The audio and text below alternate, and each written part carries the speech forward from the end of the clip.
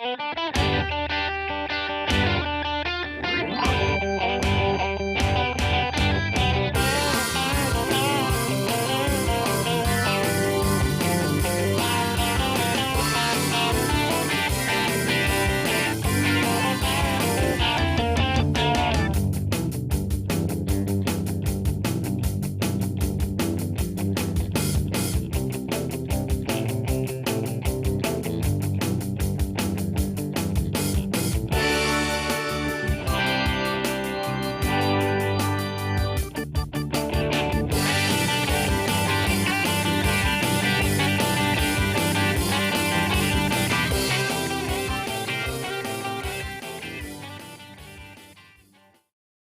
morning, everybody. You're tuned to Computers 2K now on the Nissan Communications Network. I'm one of your hosts for the next couple of hours, along with Katie. Good morning. Good morning. And Gal is here. Good morning, everyone. Good morning. And we have a guest on the show. What was his name? I didn't get my fee yet. I'm not sure I can stay. Okay, well, yeah, I guess I need to give you the fee. I need to pay you before you talk. Welcome back, Spence. I heard you're getting paid 10 times more than us. So. That's exactly right. 20, I heard. And Nick we is can here. negotiate. Good morning. Nick is here, but he had to get up for a second there. Our number is 919-518-9773. Computers 2K Voice on Skype, and today's show is made possible by vMix Software and is sponsored by Tom Sinclair of Live Streaming Gear. And here is Nick. Good morning. Good morning. The whole gang's back. Yep, everybody's here. Oh, it's so nice. We're gonna have to go on a reunion tour. To our hot stadium, an arena tour. Yeah. Yep. To our Jewish friends, listeners, Shana Tova, Happy New Year. Tonight starts the new year. Is there any is there anything that you do tonight? Yeah, as usual. We sit down around the table and we eat a lot. Yeah. Oh, okay. Is that but is there that is how most Jewish events are handled? Sitting around a table and eating. You know, Hannah and Katie and Donna were here last night, and we were talking about it. And it turns out that in the Jewish religion is the only religion that sits in high holidays and eat, but also prays. You know, prayer is part of it. You know, you eat something, you say a prayer over it, you eat it, you say a prayer over that, you read from the book. And apparently in Christianity and in Islam, they don't do that. I never thought about it. She said she asked some people at school about it. And a Muslim friend of hers says, no, I mean, we just eat.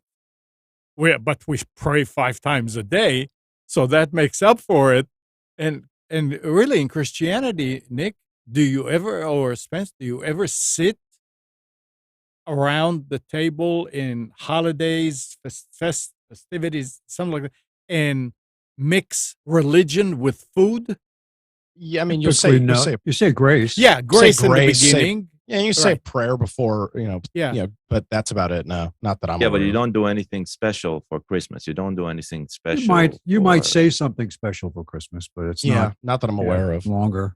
Yeah, but here it's like there's no protocol, right? There's no specific so Well, there might be Judaism. There's a sort of protocol, and it's based even that protocol, right? It's based on where your parents are from and stuff like that, where your heritage it's a cultural thing not from religion necessarily. Yeah. But then again, we have this thing called progressive dinners where you go from one station to the next to eat more. First you start with the appetizer. That's a thing that sometimes people do. Anyway, so Happy New Year. Yes, Happy New Year. So, what's going on? Nothing, nothing really. Spence is back. Yeah. That's pretty cool. I survived using just Verizon broadband, and it worked okay. Okay, there were times when it didn't work. Okay, there was no Wi-Fi. No, not in my. I had to pay for it in my apartment. I could go over to the hotel where Pam worked and use the Wi-Fi, and I did do that. I think twice. Just took my laptop over there because there were things I wanted to do that just. I forget what it was. Something to do with making reservations. Did you have to buy special time? No, I looked at it because I know they say they'll throttle you back once you get to a certain point on your. I think I was running like 24 gig a month on Verizon. Yeah, that's a pretty sizable amount. Yeah, it's a lot. It's not much more than though. I normally do, obviously. Yeah. But at first, we started watching stuff trying to watch stuff on my phone, and the two of us, and I had a little stand there. I said, this isn't working. So I bought a portable monitor, which is really just a 14-inch laptop screen, self-contained with HDMI ports and so on. It worked great. I bought a Lightning, an iPhone Lightning HDMI adapter. It was fabulous. It was, you plug it in and it just does a screen. It just mirrors your screen there. But when you watched the show, the iPhone would stay with the menu and the controls, but the show went full screen on the monitor. Wow, that's pretty cool. Yeah, I didn't even know there was such a thing. I might have to get one. Yeah, and it had speakers in the monitor, but they were so bad. I just bought a cheap set of USB speakers. See, Nick, last week there was a nope, special. You're wrong. Nope. He said USB speakers. How do they connect? Quarter inch or were they with USB? They were just USB powered. Yeah. So how do they connect to the they phone? were just a phone plug. Oh yeah, okay. All right, Katie, fine. You win. There was no way to get there was no way to get USB sound through USB. Katie wins. Well, Amazon Basics sells apparently computer speakers, which I couldn't figure out why, but I guess for people like.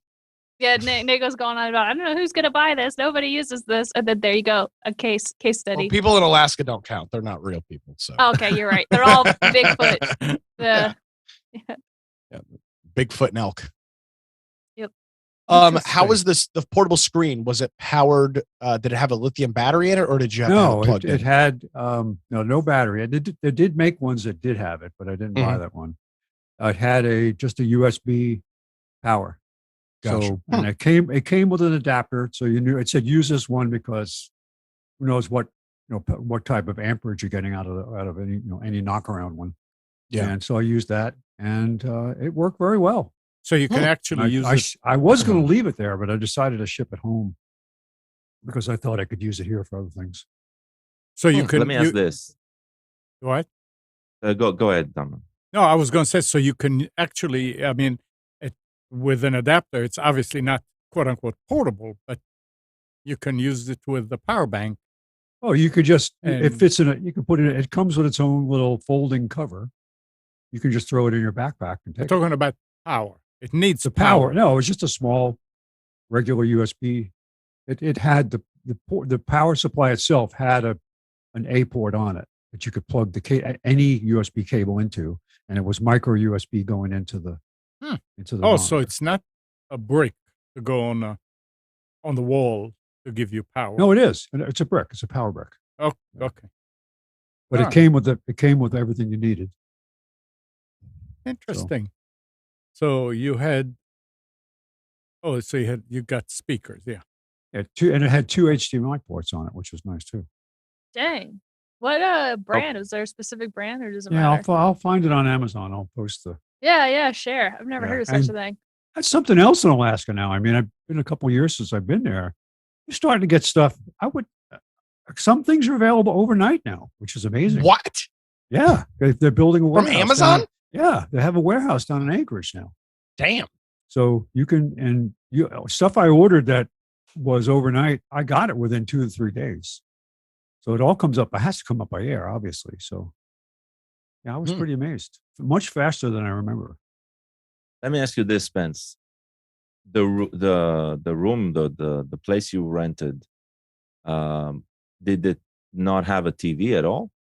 No, the deal that I got was just furniture, nothing else.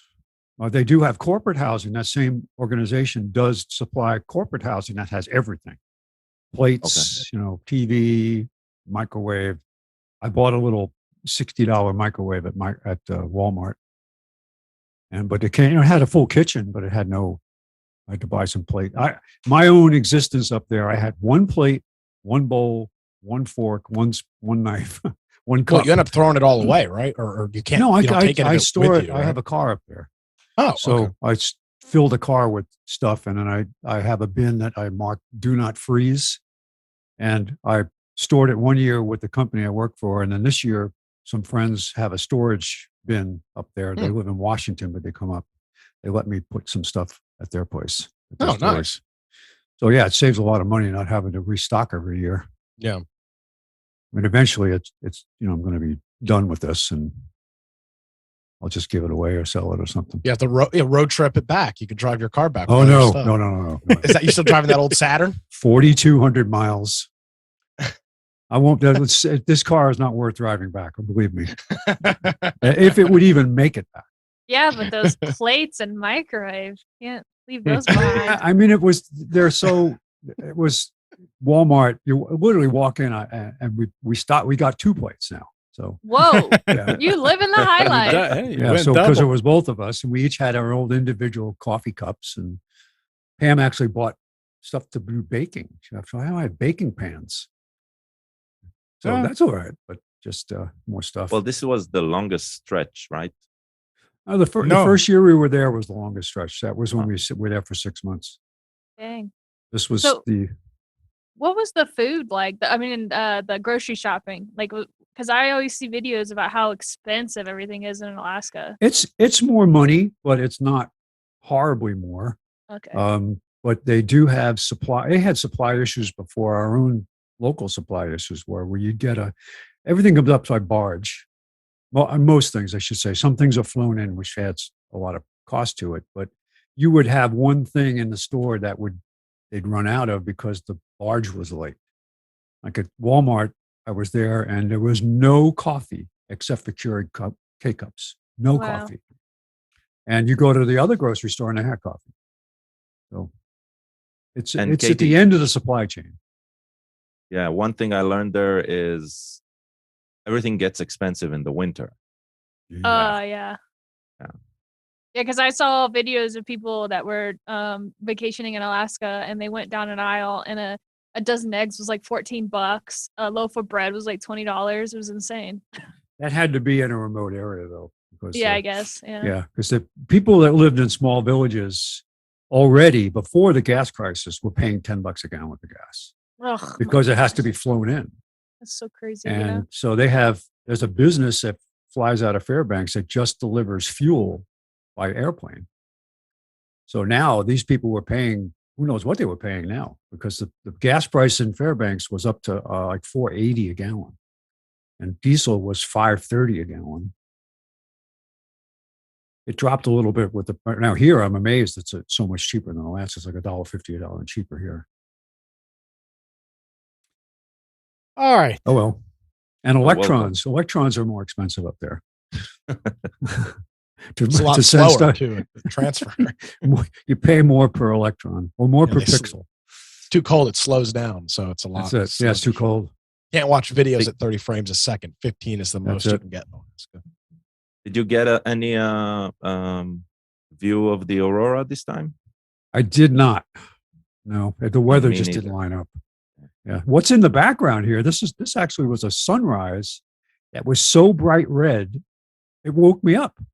I'm like, what is this red light coming in the window? It was like 4:30 in the morning. This is earlier in the season when the sun was coming up early. It was so people were out in the parking lot looking at it. I'm thinking, is this the aurora? And it couldn't be. It was just not possible. But it was so intense that I actually went outside to look at it and take a picture. You remember these old Simpson episode where what's his name has the principal over and his kitchen is on fire, and there's that red glow coming from the door frame, and the guy goes, "What's going on there?" He goes, "Oh, it's just the aurora borealis in his kitchen because his kitchen is on fire because he's burning whatever he's cooking." That's kind of what I imagined. Yeah. All right. Amron, All right. what do we have on tech?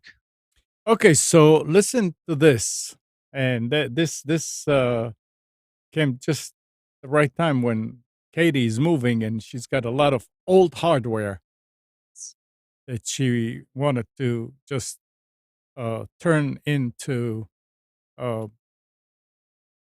Best Buys to recycle because they said they'll take it. So listen to this.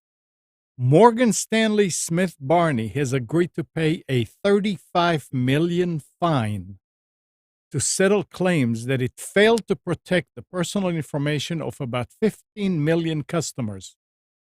That's from the Securities and Exchange Commission.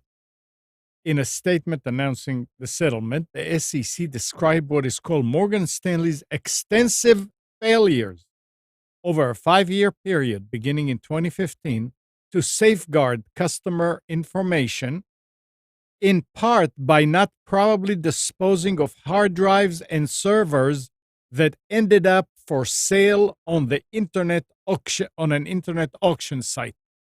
eBay, ladies and gentlemen. People don't think about this, and it's too bad.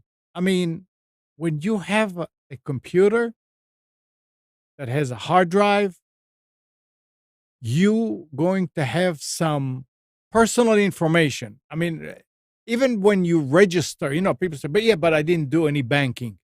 Well, you registered somewhere. They ask you for your a birth date. They ask you different questions that when you take everything and put it together, you get a picture of the person's identity. And you can reset, you can reformat the drive.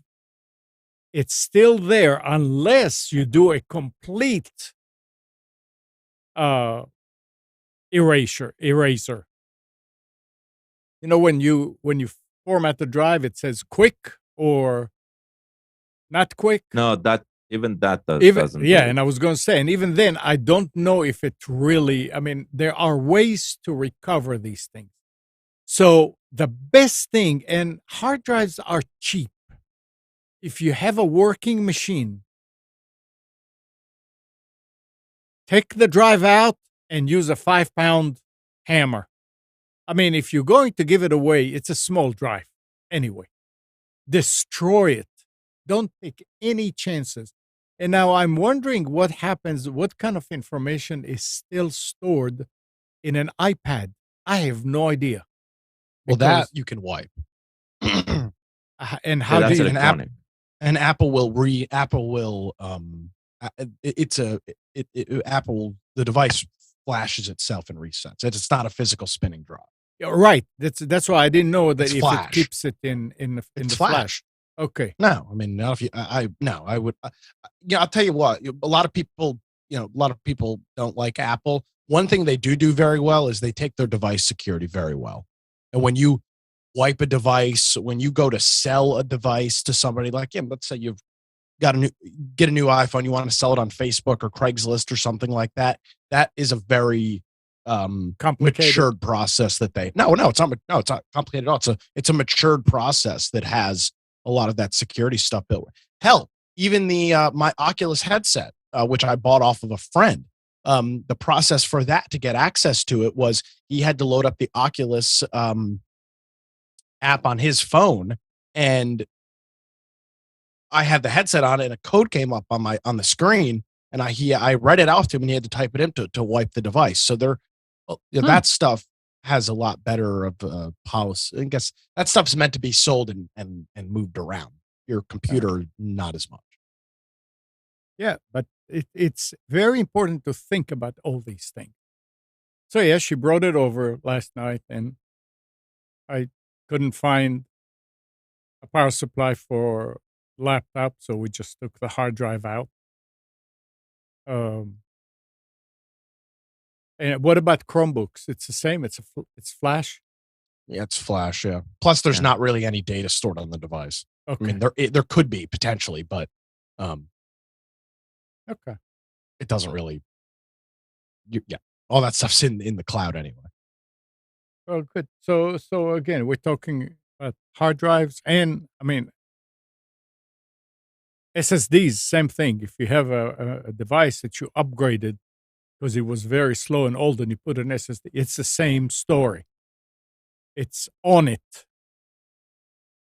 And you need to be very careful with it. Yeah, I don't think you're going to pay a 35 million fine, but you may regret it if you find out that somebody got your information and is using it.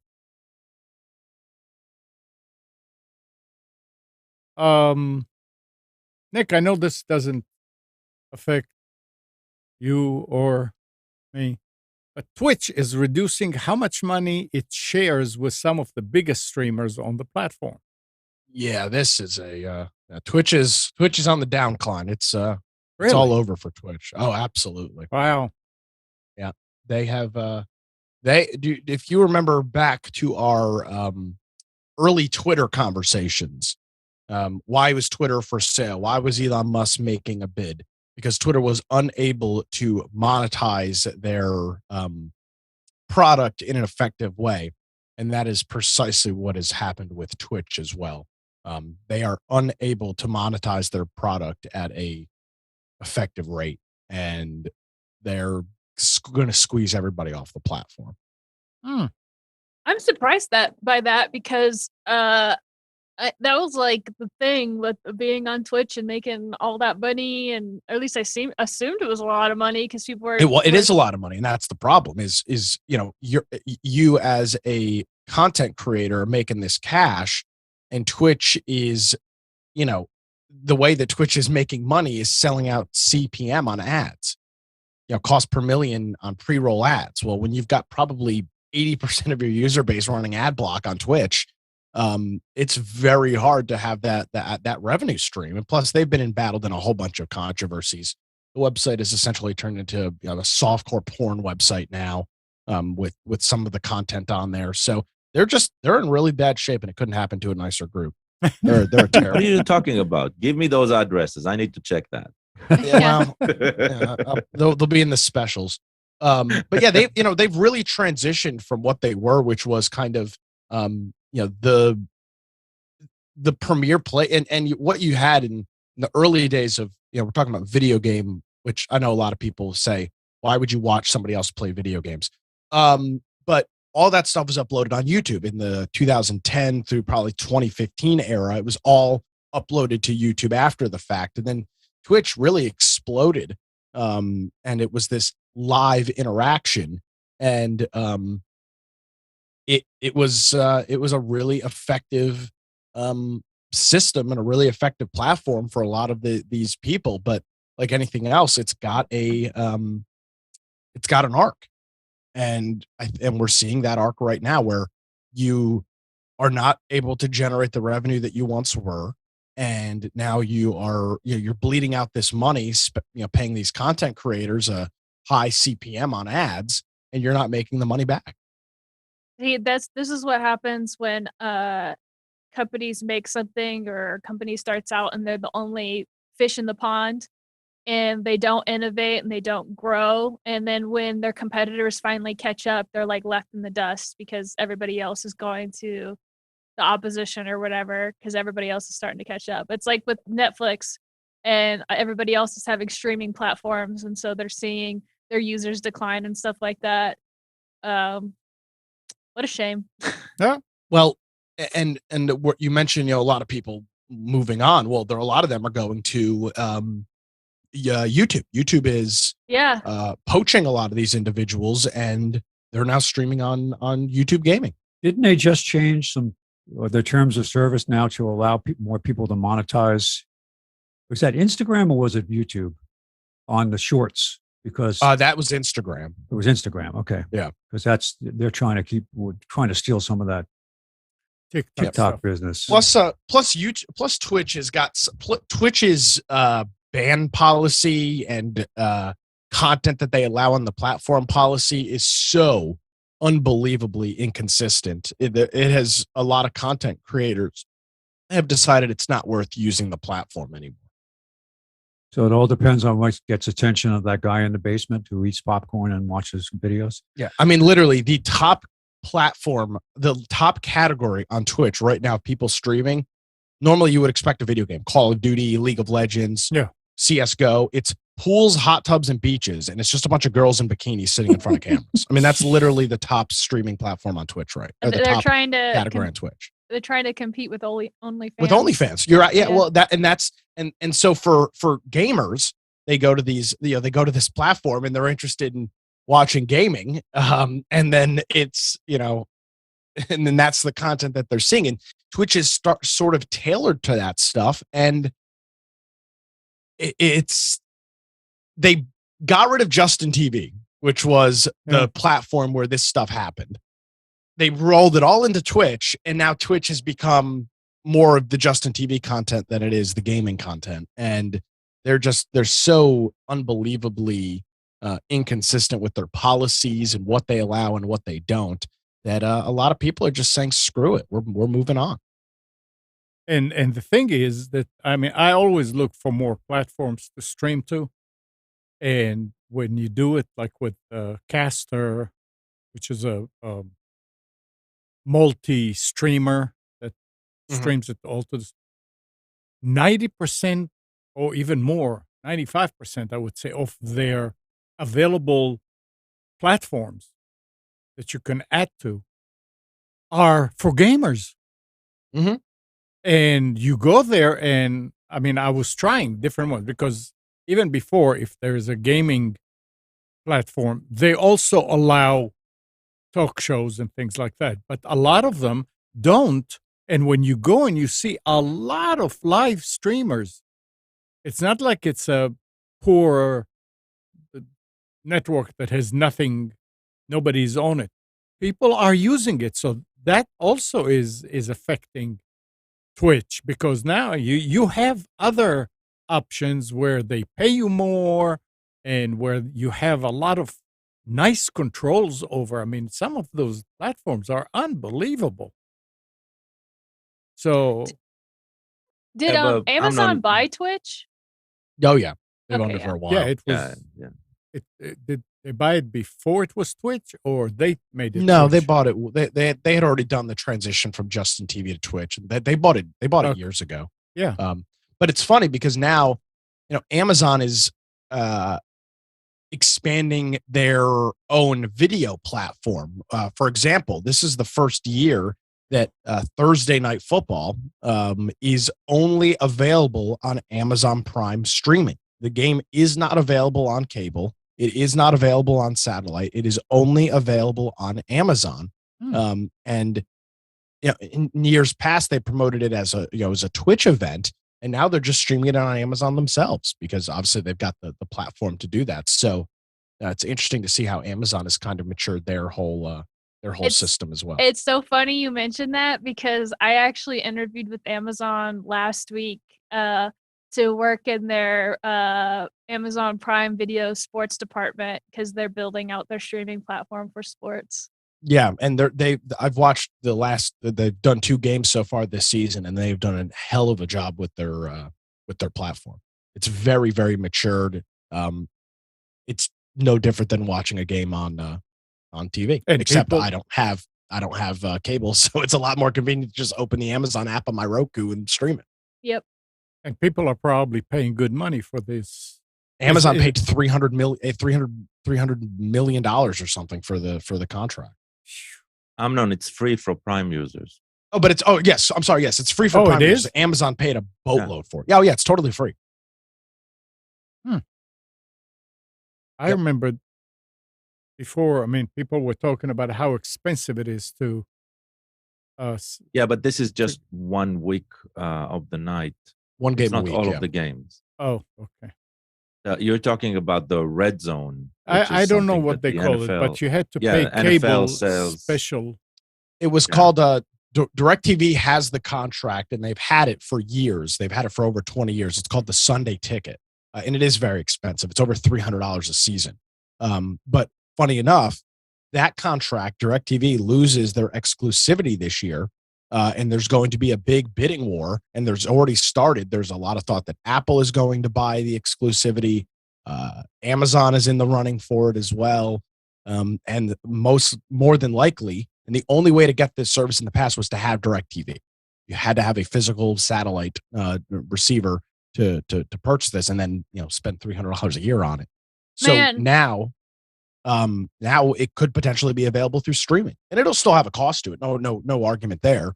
But shifting away from having a physical box and a physical service to watch a device to streaming it on a Roku app or a Fire TV app. Yeah. That's the way it's going. Two things. One, the NFL is amazingly smart to sell the days instead of the whole package, because most leagues, I think, sell the whole package. And so they're like 300 million for football games on Thursday, another 300 million for football games on Friday. Like, super smart. Second thing is that last year the NHL sold, or the network that won the bid rights to show NHL games was ESPN Plus. And so now if you have ESPN Plus, you could stream it on Disney Plus or Hulu or whatever. I forgot to mention ESPN Plus is in that the negotiation as well to purchase it. Yeah, everything. And that's what the networks need to do. They need to go to streaming. I've never had cable, like, me personally. Like my parents have cable, but when I entered into the adult working world, I was like, no, I'm not paying $200 a month for cable. I've been a cord cutter, only used internet streaming, and me and all my friends are the same thing. And even I've gotten my mom to cut cable. So it's like, need to the other networks need to get on this. Well, so yes, I couldn't agree with you more, and I'm in the same boat. I do wonder, though, like, I think of my grandparents as a great example, who do not have a device to stream these games. They're just no longer able to watch these things. That's so true, actually, because I just think about that. Now, obviously, you can't, at a certain point, you can't tailor all of your content to that audience, because at this point, that is an audience that does not necessarily have the discretionary income to buy the services that you're selling advertising to. So there's a lot of different factors there. But for example, there's 0% chance my grandfather is watching Thursday Night Football this year. 0%. He doesn't have a smart TV or anything to watch. Our demographic is prescription drugs and other things. And that's the thing is, eventually you get to a place with that user base or that audience where they're no longer worth advertising to. And I think that's probably where you are with some of those people. That's why Amazon the key demographic is like 18 to 35. Yeah, exactly. Yep. Even 18 to 55. And at 55, you'll figure out how to stream the game on Amazon. Yeah, or your kids will do it for you. It's exactly. true you say that, because for the first time, Dancing with the Stars is exclusive to Disney Plus, and so you have to have Disney Plus to watch it. And my aunt doesn't have a smart TV; she only uses cable, so she can't watch Dancing with the Stars. And my mom lives in a 55 plus community, and I have her stuff set up so she knows how to use her smart TV to, like, access stuff. But none of her friends do, because their kids haven't come over and, like, set up their TVs or whatever. So now they're gonna have to go to her apartment to watch Dancing with the Stars, because I have my Disney Plus thing hooked up to her smart TV. It's funny you say that. Days of Our Lives, which is been a soap opera that has been on since the 1960s, just a few weeks ago, that show is no longer airing on cable. Are you serious? NBC has moved that show to Peacock, and they have put in a show called NBC News Now, which is atrocious. But they moved the soap opera to streaming only. So yeah, and you're talking about a soap opera that's been out since the 1960s that presumably has a significantly older viewer base. They just doomed that show. There's no way. Absolutely no way. But it gets to the point where, okay, how important is this group in terms of audience share? To them.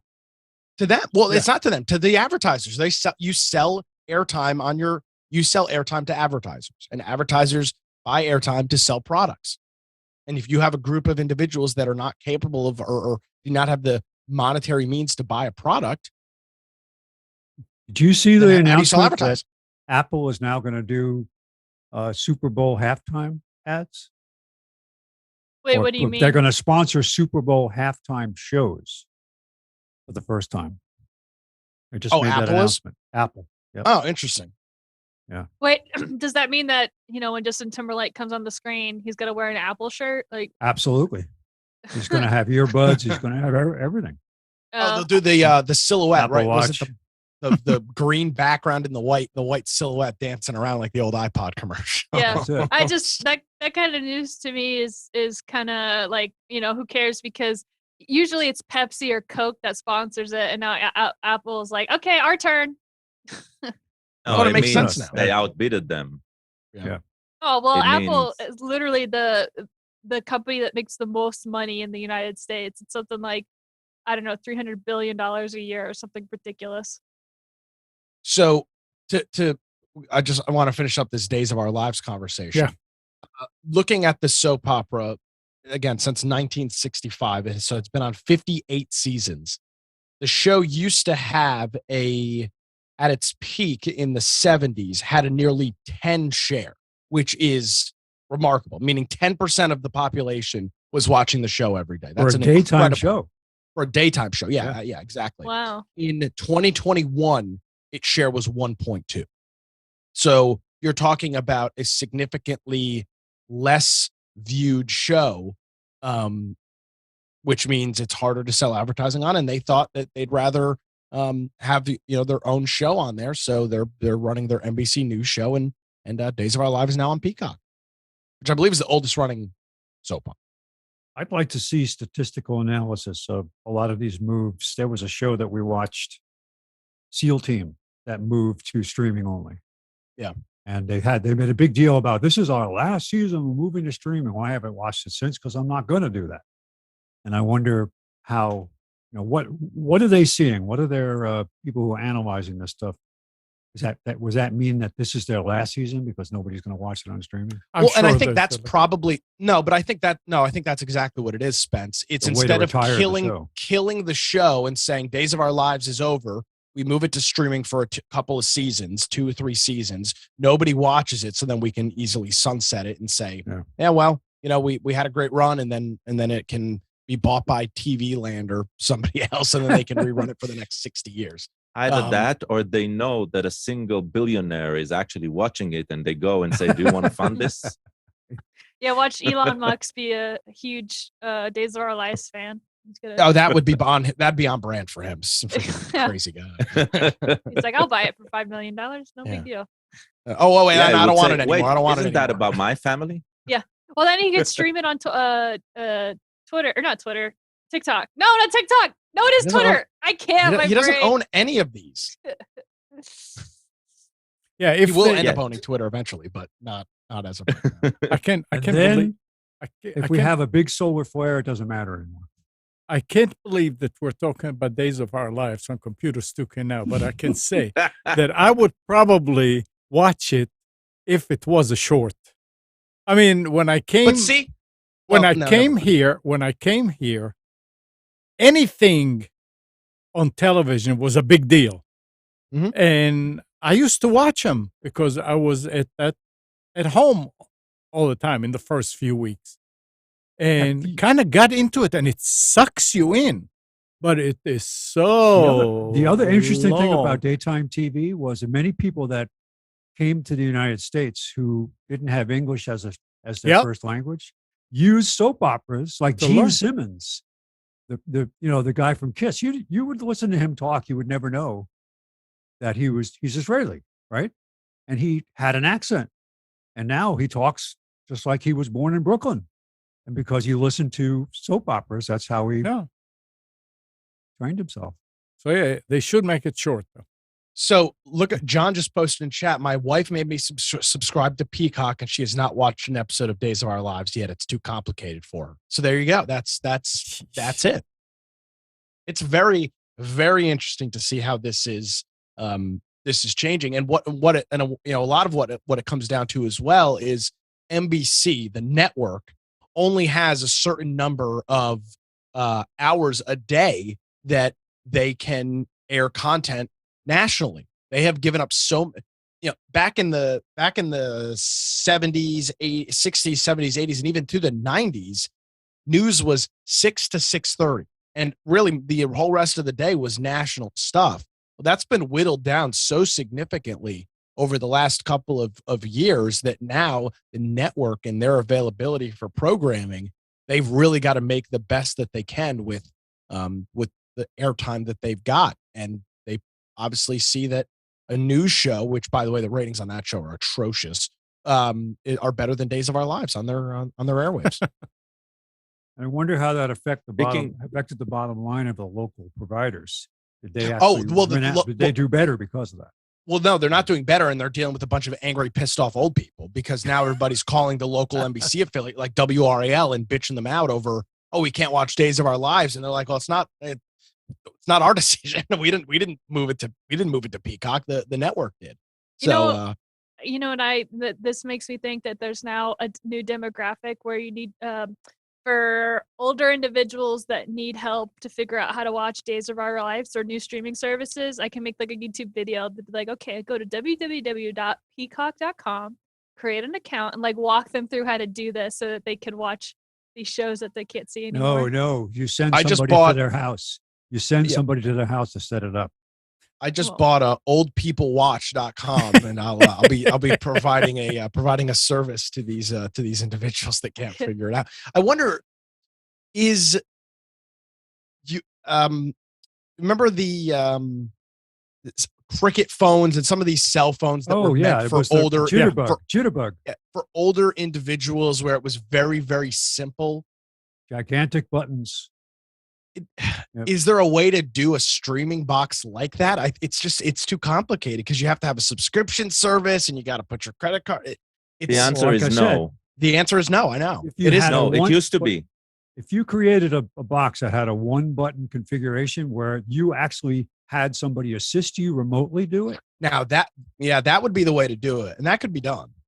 Yeah. So that's the thing, right? You all remember Kodi, right? Kodi is still a project that's out there. And Kodi was all about, you don't like how something is presented in the application, write your own add-on and it'll work the way you want, right? But the thing is that what everybody wants a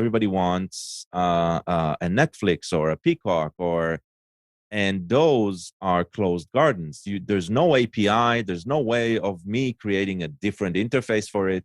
So even if Samsung, let's say, right, or Sony or Vizio or whoever makes TV sets wants to make it easier, Roku wants to make it easier, they can't because there's no exposed API. We're not living in a world where these interfaces, even if it requires a subscription, right? There's no money behind. Let me make it easier for you, or I don't trust your judgment in UI. So every content provider now is also a UI designer, and most of them suck, right? Yes. I mean, even Apple TV compared to most others are terrible. It's terrible. Yep. And Apple is the master of UI, right?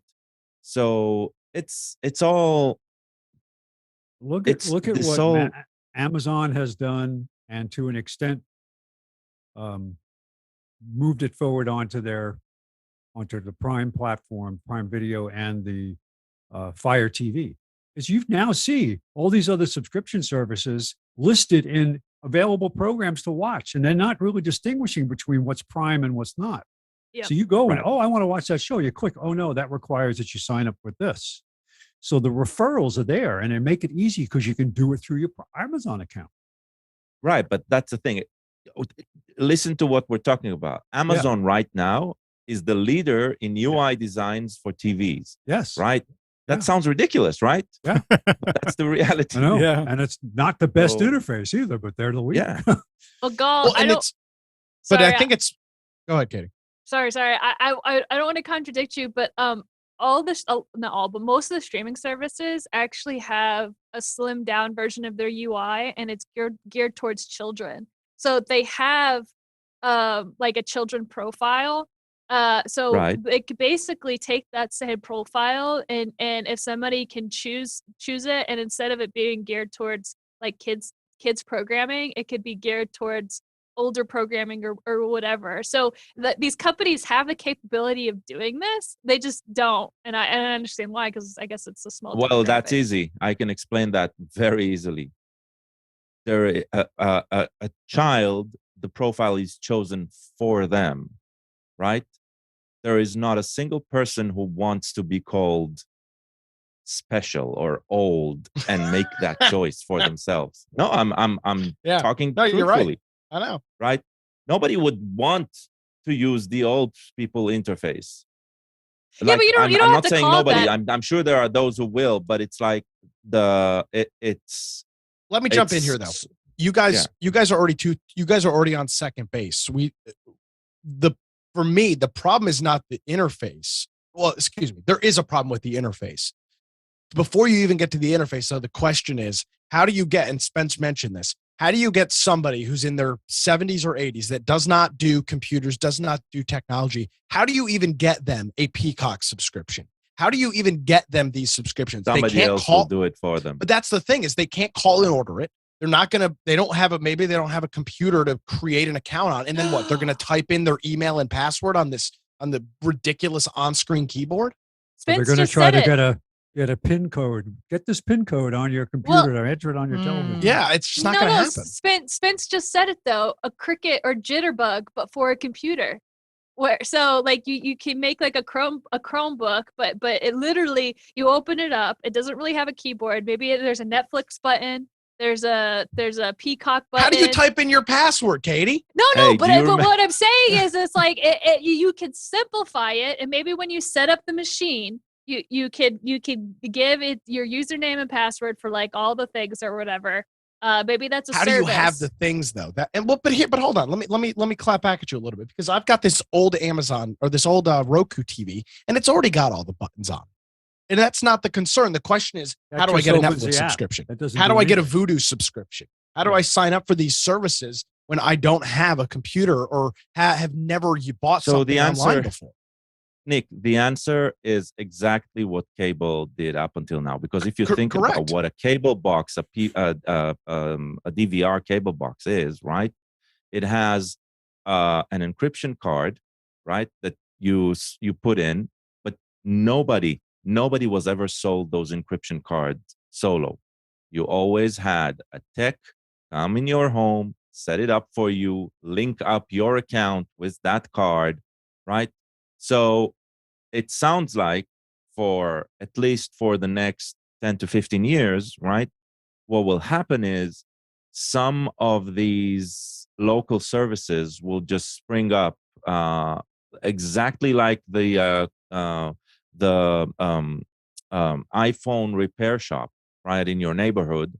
There'll be these small outfits who send texts to your home to help you set that up for you, like a service from a Best Buy, what they're called, Geek Squad, right, something like that. Yeah, exactly. I'm getting into the shelving unit business now. Because you're going to need to have shelves above that TV for all these boxes. There's one other factor. What are you talking about? They're usually this small and hook up to the TV in the back. So what, are you going to leave them laying in the back? I think there's one other factor that is determining why there's no interest in this. And is because in my demographic and older, we're not looked at as people that they're trying to win new business from.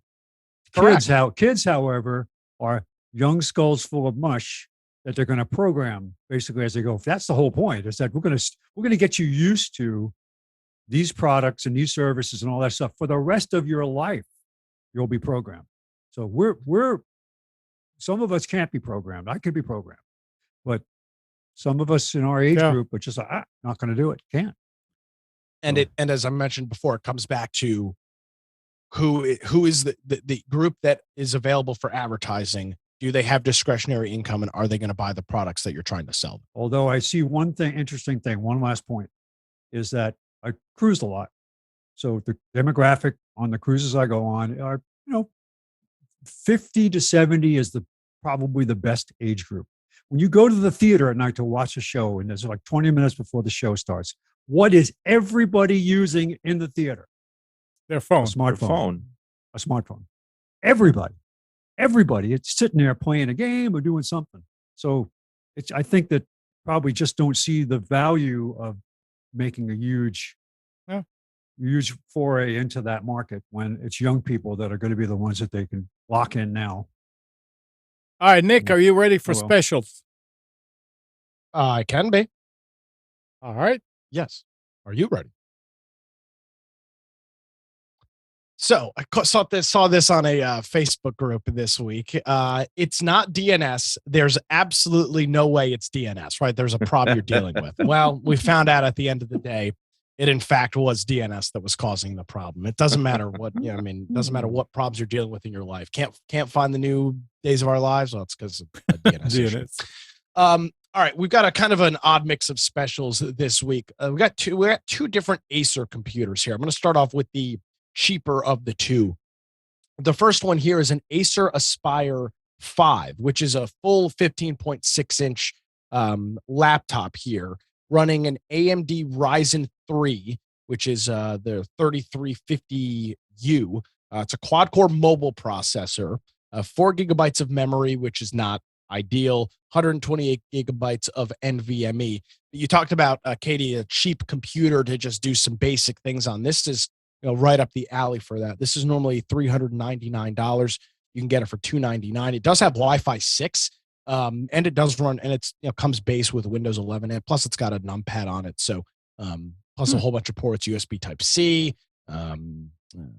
USB 3.2 actually, which is pretty interesting. A fingerprint reader, backlit keyboard. So it does have some of those nice creature comforts. That's over at Amazon, and you can get that for $299. This next one is a pretty good deal for a computer. This is an Acer Swift 3. Now, this is a 14-inch, so a little bit smaller, does not have the numpad on it. It's running an 11th gen Core i5 processor. This is a really nice mobile processor, the 1135 G7. It's got 8 gigabytes of RAM and a 512 gigabyte NVMe drive.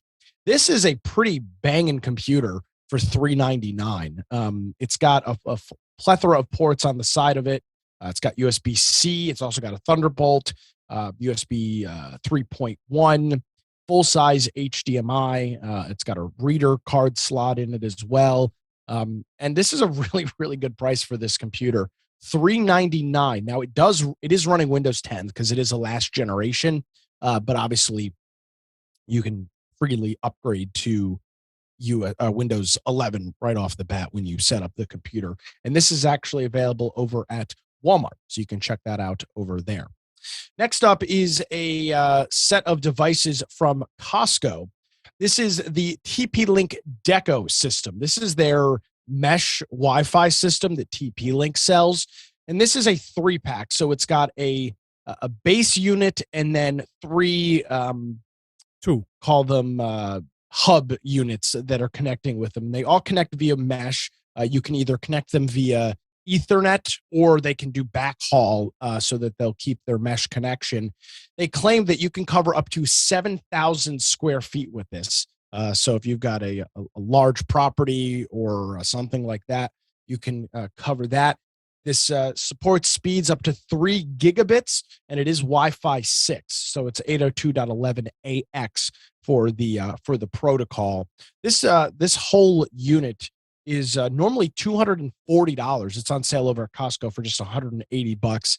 Most people, you don't need something like this. If you have a 1,000, 1,500, 2,500 square foot house, you can probably get away with TP-Link sells a 2-set unit. You're probably better off with that. But if you've got a large property and you're looking to get full coverage, maybe check out this TP-Link. You want the features too, just for streaming. The prioritization, the error processing and all that is just so superior with Wi-Fi 6 at the high end. So exactly. And don't be scared because it's AX, but it's backward compatible. It's not going to do the speed and all that the lower ones, but it will work for you. It will. Not for everybody, but if you're looking for if you know who you are, if you're looking for something like this, it's over at Costco.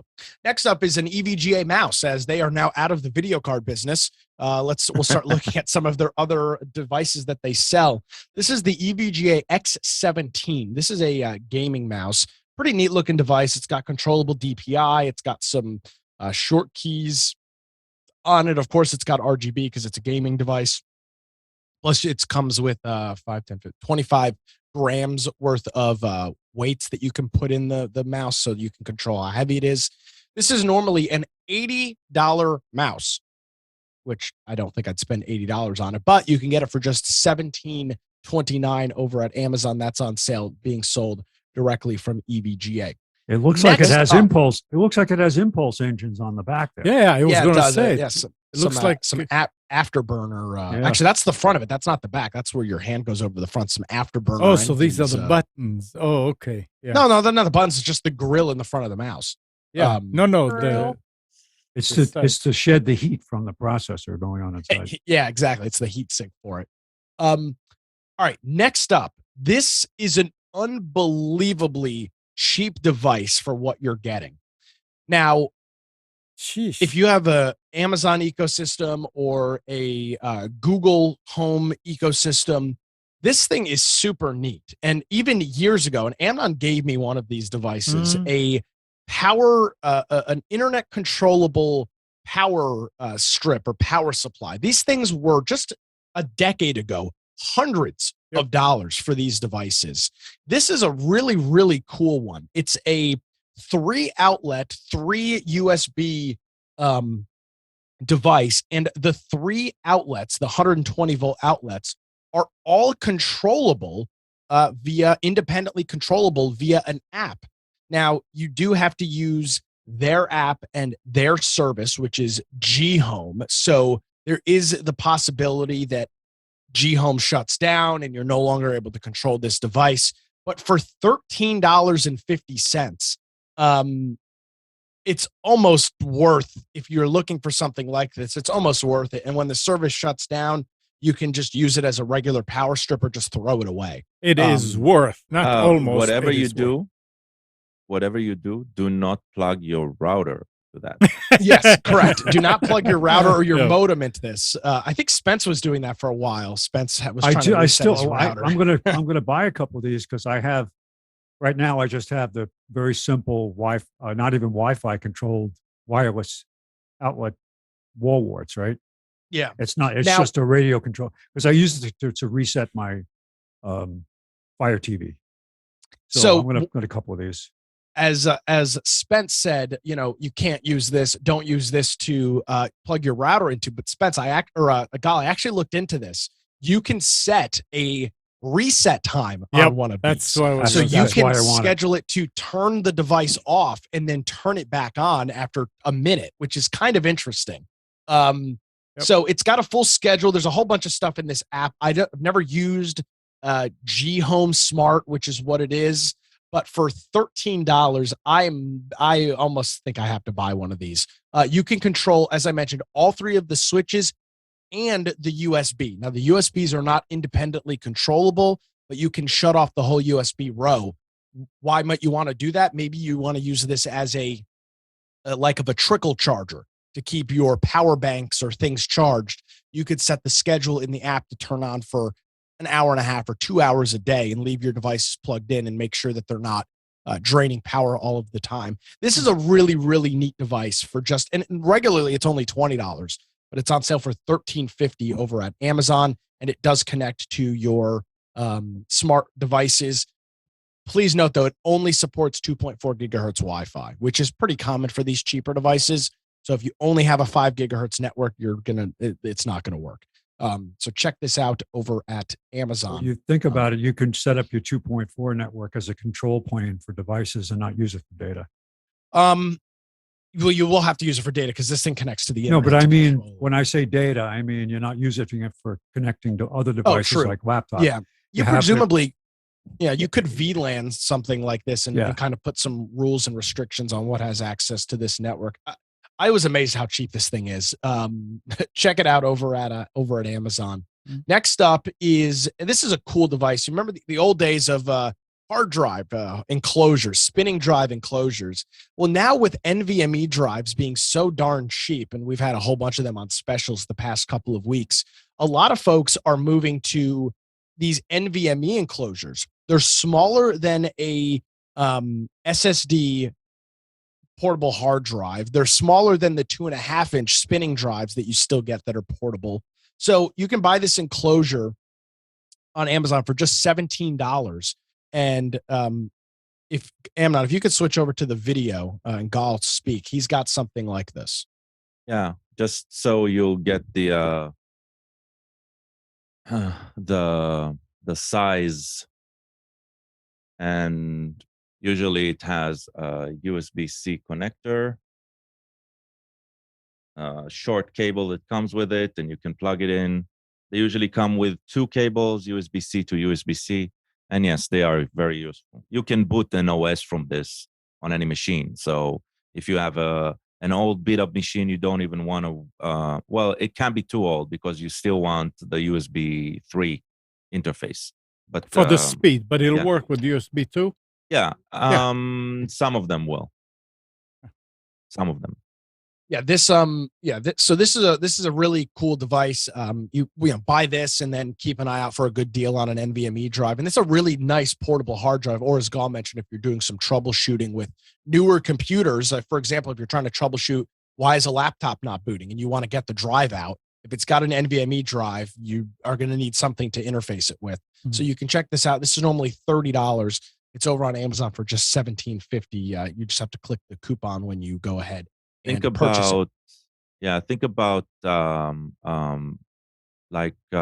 assembling a very, very reliable USB key sort of drive. It's just NVMe's are the components are way better. Exactly. So check that out. That's over at Amazon. Next up, this isn't an incredible deal, but it's on sale, and I like to throw a cheaper TV in here every week. This is a Vizio, a 55-inch 4K smart TV. It's got the Vizio Smart, which is called a SmartCast or SmartWatch or something like that built in. I've got a couple of these similar style TVs. This is normally $389. You can get it on sale for $311, but you can, depending on your store and what's available, you can get this open box for $250. And most of the time, open box is not that it was used for months and months and months and returned. It was literally taken out of the box. Oh, it's too small for the room, or oh, it's too big for the room, and put back in and shipped back to the store. So you can get these things pretty cheaply. This is over at Best Buy. Next up, if you're in the realm of devices to control or things like that, here's just a basic APC 900 VA battery backup. It's got surge protection built into it. Looking at the layout of it, it's got 6 120 volt plugs that are battery backup, and then 3 that are just surge protected. It's also got a 2.1 amp USB output as well if you're plugging in a USB camera or something like, or a USB anything. But like a USB PTZ camera or surveillance camera or something like that just needs 2 amps to charge, or Spence's mobile monitor. You can charge that stuff and plug it in directly off of this device. This thing is normally, it's $160 on Amazon. Staples had it listed for $121, and they've got it on sale for $100. I've had 2 of these. Both of them died because of terrible power that was in the apartment I used to live in, but it did save all of my devices. So even though it was an expensive device to lose, it didn't destroy any of my stuff, which I really appreciated. You can check that out over at Staples, in store and online. They offer 1-hour pickup there. Next up is a laptop stand. This is kind of a modern laptop stand. It gets the computer, I'd say probably 4.5 or so inches off of, maybe even more, maybe 6 inches off of the tabletop. If you're sitting back a little bit further and you've got keyboard and mouse separate for it. This says it'll work for any laptop between 10 and 15.6 inches. I'm sure you can get away with a larger laptop. It just won't be as stable. You can check that out over at Amazon for just $14. It's normally $30. Next up, I put this on here, and for Katie mentioned that she was trying to get rid of some old tech, and I know a lot of folks here do as well. Staples is offering their free tech take back right now, and you get $5 worth of Staples credit every time you turn in one of these devices: old iPods, old phones, laptops, gaming consoles, cameras. There are links, or there is a terms as to how many of these devices you can do. You can only do one per month, unfortunately, per customer. So presumably you could skirt around that some other ways. But if you're looking to return a device, Staples will give you $5 for the device, which might be better than some other places. Details at staplesconnect.com. I wonder if they'd take computers that were built in 2005. Absolutely, they would. Yeah, absolutely. Yeah, looking at the picture they've got on here, they've got some old LCD monitor from easily the early 2000s. Wow. Plus an original iPod on here as well. So yeah, they'll definitely take that stuff. So might be worth checking out. And then finally, really want to get one of these, but can't convince the person I live with that this is a justifiable purchase for the living room. But this is the Mortal Kombat 1-Up Arcade. This comes with 12 different games: Mortal Kombat, Mortal Kombat 2, Ultimate Mortal Kombat 3, Joust, Rampage, Gauntlet, Paperboy, Bubbles, Wizard of War. It comes with 12 games total. These things are normally like $400, and it's on sale over at Walmart for just $199. Is that really a stand in front, or it's? So it's a stand in front with the riser. This does not come with the riser, but you can get the riser for a relatively cheap price. Don't go by the picture. Don't go by the last picture where it shows it's standing in front of a stairway. It is not that dimension. So it is. It's 47 inches high. 47 inches high. Okay. So it's not short. Yeah. But the picture that they're showing gives you an idea that it's a lot bigger. So, but you can get the risers for this. Look at it. I know you, but if you first look at it, oh, it's pretty big. Yeah. But you realize, it is probably accurate, but it's deceptive. You're going to say, Gal? What Spence said. It's just you need to put it on a chair or a stool or something in order to play with it standing. Well, that's what's kind of cool about these is obviously it's kind of BS that they don't sell it with the riser. But the nice thing about these is you can tabletop them. So if you had a long table, you could put these devices on there and then they're standing high, or buy the riser that they sell. Or you could just make anything. You just get some 2x4s from Home Depot and cut them up. No, you're not going to want to use books. I mean, you need 3 feet worth of books. That seems a bit extreme. So yeah, check this thing out. It's $199. These are fully licensed units. This is not some weird Chinese ripoff. And these Arcade One things are super, super popular. And check that out over at Walmart. And that Nick, is I'll build you a dolly riser so you can roll it into the closet when you're not using it. So it doesn't even with that, Spence, it's just not. It's not. It's not going to happen. It's in the unfortunate reality, but it is the reality. Nick, what's the hardware inside? Do you know? It's I think it's an FPGA that these things run, a field programmable circuit that these things run. The one nice thing about these is that they're heavily moddable, and a lot of folks will buy like the cheap one like this, and then connect a Raspberry Pi or a full computer, and you can mod this to pretty much do whatever you want. It still has the joysticks and the buttons and the screen and all that stuff. So if there's a whole community of people that heavily mod these devices, and they'll buy the cheap one like this, they'll get somebody to screen print all the new labels for it and everything, and replace buttons, and just turn it into their own, fully programmable one with running one of these emulation stations or one of those things, and play literally any single game that you could possibly want. So these things are highly, highly customizable. Okay, I'm going to go to Staples today and try to recycle my very first computer. We'll see how that goes. Yes, let us know, and I expect a full in-depth report next week. But I'm going to take out my hard drive first, even though the machine is over 20 years old. Yes, you absolutely should do that. Drill holes in it. Yeah. No, I want to smash have it with a hammer. a That more sounds fun. interesting That's fun. question. I've done the hammer thing many times. Do you It's want to hook up that hard drive and see what's on it? I'm super curious because literally this is my very first computer. I think I got it when I was like 11 or 12. I remember because it was $400 and it's right under my desk. It's a Dell. It just says Dell on it. Why have you been lugging this thing around for so I long? don't know. It just My first laptop is so beyond, and I probably got my first one when I was like 10 or 11 as well. That thing is so beyond. I don't even know where, I couldn't even tell you where it is right it's now. not a laptop. It's a tower. It's a big heavy tower. It's an old Dell, what were those Dell Dimensions? Yeah. Hold on. Yeah, it's the old. Ugh. It's this. Yes, that is the quintessential computer from the early 2000s. Lord have mercy, it's heavy. Let me see what it says on it. It has Windows XP, Intel inside, Pentium 4. Oh, give that to Amnon. He could use that for his main computer. He's all in on running those machines. Right, Amnon? That could be your new mail server. Oh, sure, I can.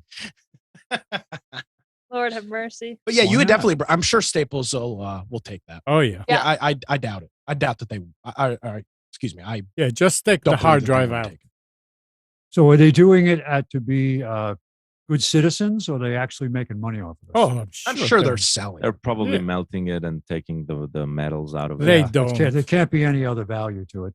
No, they're partnering with some probably national group that's taking it and selling it. Whatever happened to that local group, Amnon, that used to recycle laptops and computers? They're no longer. Something Elephant? Yeah, Pink Elephant. Yeah. Nah. It's too bad. I tried to volunteer once there, and I found out that they were gone. Now, that's the thing here. I mean, like with the stuff that Katie brought, and there's nothing can do with it. I always, when I have stuff like this, I put it outside on the side at the end of our driveway. And there's a guy that stopped by some years ago. He always stops and picks it up. And we were talking, and he was saying that he goes around and he picks up all these things in order to pay his bills. He's an old guy. And this is great, let somebody really benefit from it. I mean, somebody local benefit from it, a person. And the stuff that Staples will take is crazy. I'm looking at it is literally anything. Anything. Coffee makers, toaster ovens, they'll take literally anything. Yeah. Wow. But don't forget that the Wake County electronic recycling and appliances will take just about anything too. Is it free or do you have to pay? No, it's free. No, they pay you. Oh, here you go, Katie. They'll take computer speakers. I'm not giving up my computer speakers. Yeah, you can bring your USB speakers in. They'll be happy to take those. You know what you could do? Buy the ones on Amazon and then just recycle them and get $5 back. Oh, perfect. How much do they cost? $20? Yeah, I think they were like $15. You know what I might do? I might buy that new mouse, that $17 mouse in specials, and give them my old one. Let's see. I do not see mice on here. Let me see if peripherals is. I'm sure keyboard and mice. Yes, they will take keyboard and mice. The question is, and it says you can do it once a month. I don't know how they're doing that. But does that, if it's once a month, ID. does it mean like a bunch of crap for once a month, or just one item once a month? I don't know. They don't. You'll find out in a report back. They probably don't. If you have a bunch of stuff, they don't want you coming every day and getting $5 for each item. Again, day after day after day. Yeah, but how can they? That's it. Staples has a limit of 7 items.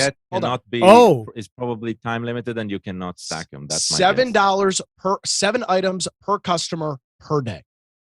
Certain stores at the general manager's discretion may accept a larger number of. What do you mean per day? Per month? No. 7 items. They don't want wholesalers to bring it over either. Exactly. So. Well, and it's funny you say that because there's the New Hanover County has a they call it the Hazmobile, and it goes to like various parks and stuff like that, and you can bring paint and oil and stuff, and you can bring electronics, but they have the same limit. It's like 4 items that they'll take a day because they don't want these wholesalers just coming and dumping all their garbage with the county. Yeah. How it works with the $5 credit, I have absolutely no idea. You'll find out, Katie. Yeah. Okay. I'll go today. Yep. Because I need to Full keep report. packing. Anybody has anything else they want to talk about before I go to the? Oh yeah, I got something I want to talk about. Okay. Let's talk about video cards. Did anybody see? So last week we covered the story about how EVGA gave NVIDIA the finger and said, we're done. We're not dealing with your nonsense anymore. Well, just a few days later, NVIDIA announced their new 4000 series cards. Right. This was the lineup of cards they announced. The 24 gigabyte RTX 4090, which is their high-end card, has an MSRP of $1,600. That's the top line card. Their second is the 16 gigabyte RTX 4080, which has an MSRP of $1,200. And their lowest end card is a 12 gigabyte 4080 with an MSRP of $900. So these new GPUs from NVIDIA are ridiculously expensive, are not necessary at all. And I think EVGA saw the writing on the wall that NVIDIA is just out of their minds with these prices for these cards and decided they're not playing the game anymore. And these cards that, are ridiculously in 6 priced. months, they'll probably drop the MSRP, and it doesn't matter. Manufacturers like EVGA would be. It doesn't matter. Yeah. I mean, EVGA still has to pay them for those chips, and you're absolutely correct. Yeah. Well, and that's part of it as well. As NVIDIA is selling a lot more of what they call their Founder Edition cards, which is cards that they're making in-house themselves and selling and marketing. And for these other groups, it's just not worth. Presumably, it's just not worth doing anymore. Yep. Does this mean that AMD has a way in if NVIDIA is like digging themselves a hole? It's not even it's not even AMD's got a way in. It's Intel has got a way in with their new ARC cards. AMD's already got a pretty strong foothold with their RX series cards. But I mean, you talk about, and we talked about this on Infection on Tuesday, with the current state of the economy and everything going on right now, I just can't for the life of me understand why NVIDIA would think that any consumer is going to spend $1,600 on a GPU that no game, no software, and nothing can take advantage of. They're using the same marketing people as the electric car market does. They must be, because there's no video game. I mean, I am running a 1070, which is let's see. A few years. UVGA 10. I got to, let's see. When did the 1070 come out? Release date. I think mine is a 1060. The 1070 came out in 2016. So this card at this point is coming up on 7 or 8 years old, depending on when you consider the calendar and how all that works. I have been for the last 3 days playing the brand new Call of Duty beta, which comes out in 3 or 4 days, which is a game that came out in 2022 with 3000 series cards, and I'm playing it on high quality, and I'm getting an average of 75 to 80 frames a second. Yeah. So on a 7+-year-old GPU. Why in the hell would I spend 16? That's MSRP from NVIDIA. Any of the third parties, Asus, MSI, or anybody that's making these cards has to upsell, because that's how they buy it at MSRP from NVIDIA, and then have to add their own cooler, their own shrouds, their own power delivery, all of that stuff. These cards are going to be baseline $2,000 for these cards. It is beyond any stretch of the imagination. Well, I have no freaking idea what NVIDIA is doing. This is the most out of touch thing I've ever seen. Well, money talks. So as soon as they release their chip or whatever and nobody buys them, then go from there. Lower the price. There's no reason to buy them. When we talked about it on Infection on Tuesday, even the 3000 series cards, no video game can take advantage of these things. I mean, you can only run it. You can run a game at 600 frames a second. It doesn't matter. Your eye's not seeing 600 frames per second. 1440p is about 1440p at 4K is about as high as you're going to get, or 1440 frames at 4K. Other than that, there's really no purpose of running anything higher. That's because you're still using your version 1 eyes. You got to get version Google 2. Glass never took off, the upgrade, the implant. It's it is. I don't even know what to say. I really have no idea what in the hell NVIDIA is thinking. And now I think the NVIDIA story makes so much more sense. It's like the old Dennis the Menace cartoon. He's selling lemonade, and it shows lemonade $1 a glass. And he says, I only have to sell one. Yeah, I don't know. I have not a clue what they're planning. Well, we'll find out. Oh yeah, we'll find out. Yeah. I mean, in the tech journalism sphere, like the YouTube channels, just ripped these things apart for hours. Well, this week when this came out. Maybe what we don't know is that Congress is working on a free video card giveaway. Oh yeah, there you go. Well, with all the other bullshit they're giving away, I mean, it'll be right on brand. Yeah, free student loan forgiveness, billions of dollars for Ukraine, and free 4080 Ti's. What a deal. Plus, New York City is partnering with Charter and Altis to provide free high-speed internet and basic cable TV service to about 300,000 residents of public housing. Yeah, these are the people that they're letting out of jail that are murdering people and not giving them bond. Now they're going to get free internet. They get free tickets to Yankees and Mets games, free cell phones, and now free internet. Wow. Oh. Wait a minute. If the government, the New York government, is giving out cable and internet and all that stuff as a basic service, then does that mean all that stuff needs to be reclassified as basic service for living? What's the phrase? So that companies can't charge public utility. Yeah. It's like, this is why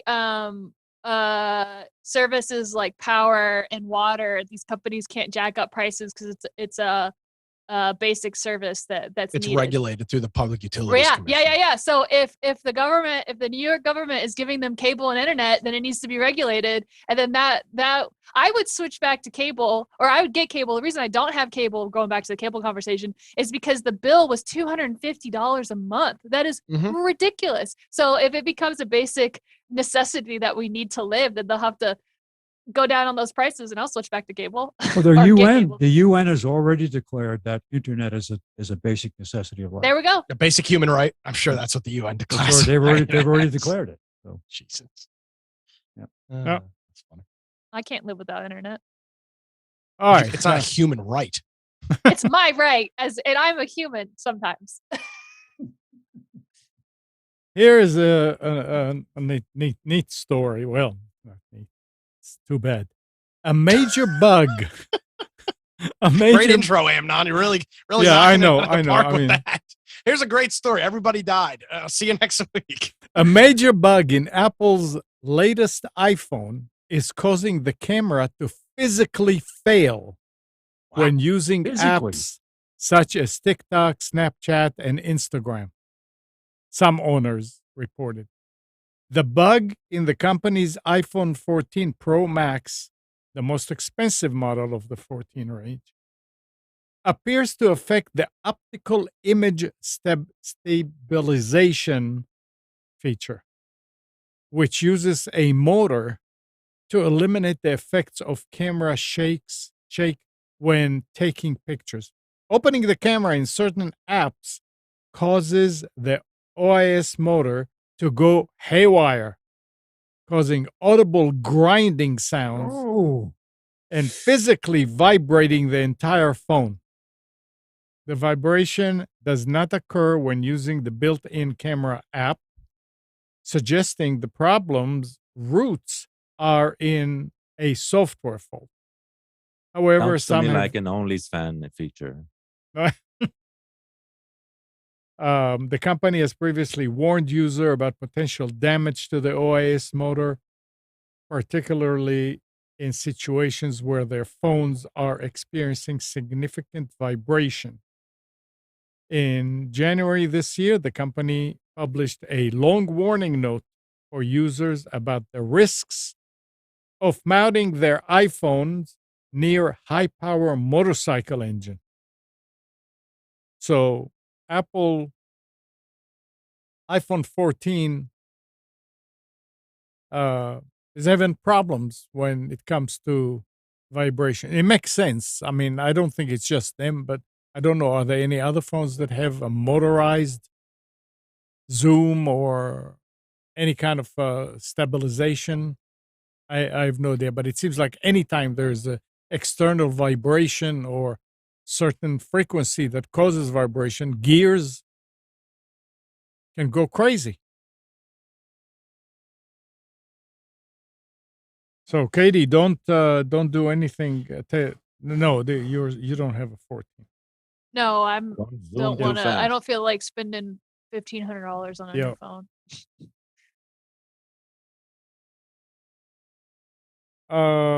Let's see what else is going on here. This is kind of I don't know what you can do about it, but recent research from the AutoJS research team uncovered that data that is being checked by both Microsoft Editor and the enhanced spell check settings within Google Chrome is being sent to Microsoft and Google respectively. This data can include usernames, emails, date of birth, social security number, and basically anything that is typed into a text box that is checked by these features. As an additional note, even passwords can be sent by these features, but only when a show password button is pressed. So what it's doing is it's scanning to see if it's spelled correctly. If it's spelled correctly, and when it scans it, I guess it saves it. Well, it sends it. We don't know if it saves it there, but it sends it to them.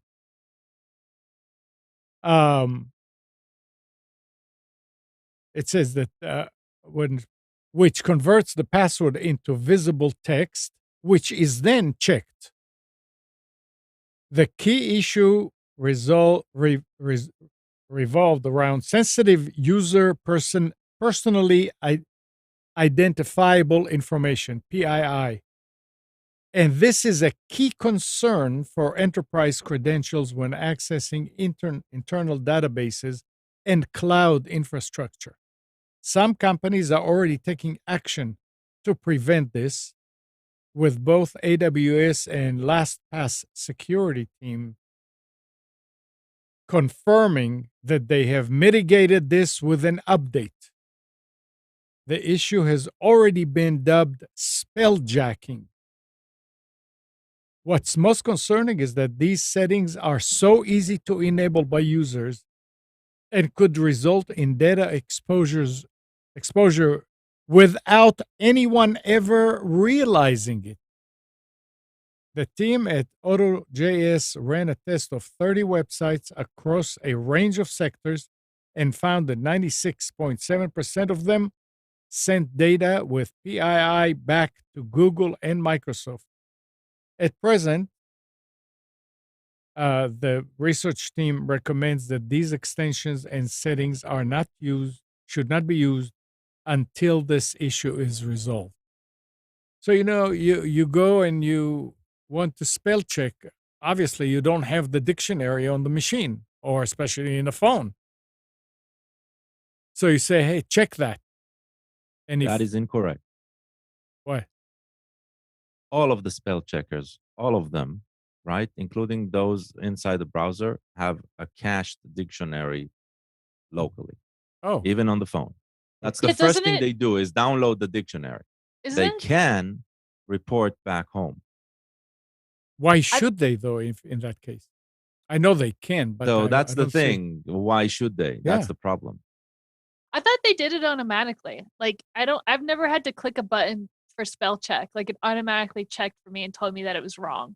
Right, but it's doing it locally. That's what I'm saying. Yeah. It's using a local cached version, but it seems like it's still so. I think still when you use, at least on a phone, when you use the touch keyboard, right, for Google, for example, there's a switch that it asks you, do you want to personalize results, right? And if you say yes, And what it does is it also sends all of your search results back to them for analysis. Their AI then uses all of the information that is unique to you, right? And compiles that information that it collected from you, and it generates better results for you. So that definitely happens online. It's not immediately online. It is a package that's sent online, and then you get it's a complete conversation. And what these articles are saying is that when it's scanning everything, it's also scanning your password fields if they are revealed.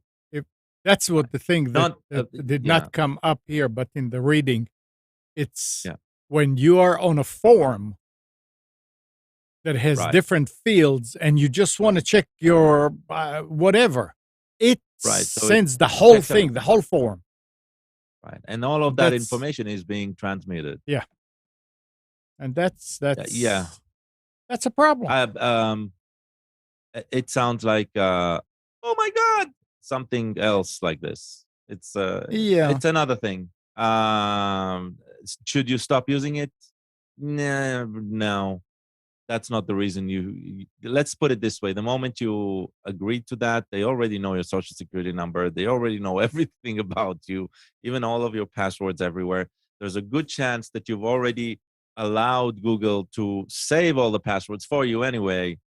I mean, are you more exposed? Yes, this is just another way you are exposed. Let's be realistic. Yep. All right. And listen to this. Google announced a new Chromecast with HD streaming. Oh, great. Another thing I won't use. With HD streaming support that costs just $30 and has a remote control with it. The company is launching the Chromecast with Google TV HD in 19 countries, including the US.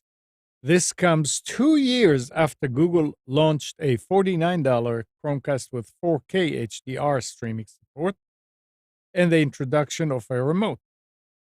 The new Chromecast supports 1080p streaming and more than 10,000 apps that are on the Google TV platform, including Netflix, HBO Max, Disney Plus, and Prime Video. Do they have Peacock? Of course. You could watch Days of Our Lives for $39.99. Yep. So, per episode? Maybe. Depends. Depends on what you click. Okay. Actually, I think the real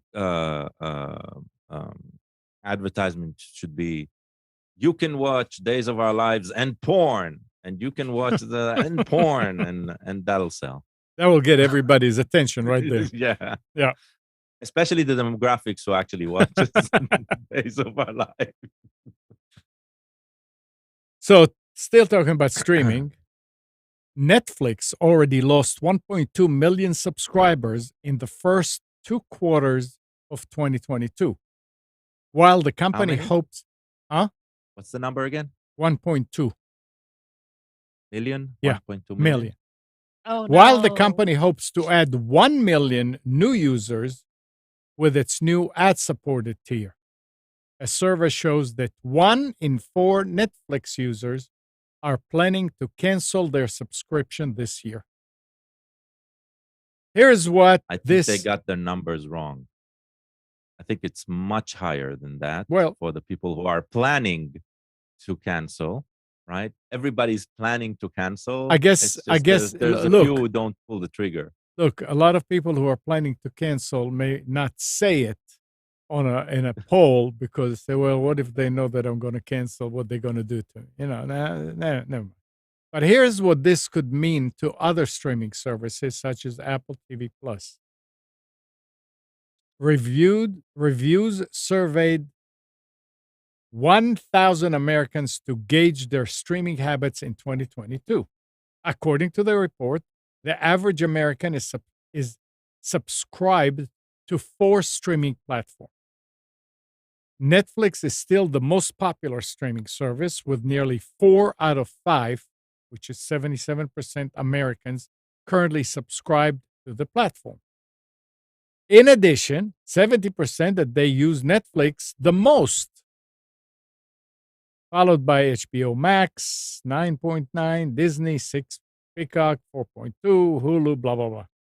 That said, of all the Netflix subscribers, 25% are planning to cancel their subscription.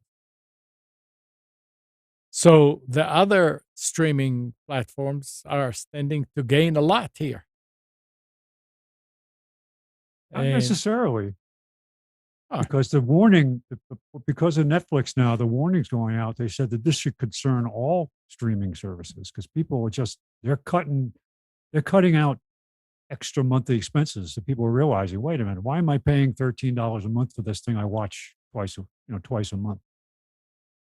So with people trying to cut costs now, with inflation going up, they might be targeting the things that they weren't aware of. Yeah, if you watch it only twice a month and you're paying $30, then there's something else wrong with you. It's a great, I don't know if it's an app or a service, but you can go and actually find out what all your subscriptions are. I know we talked about this before. You can do it. I think there's an app on your phone you can use, but it will go out and find out all your subscriptions. And you can go and look at them. I'll find it. It's here somewhere.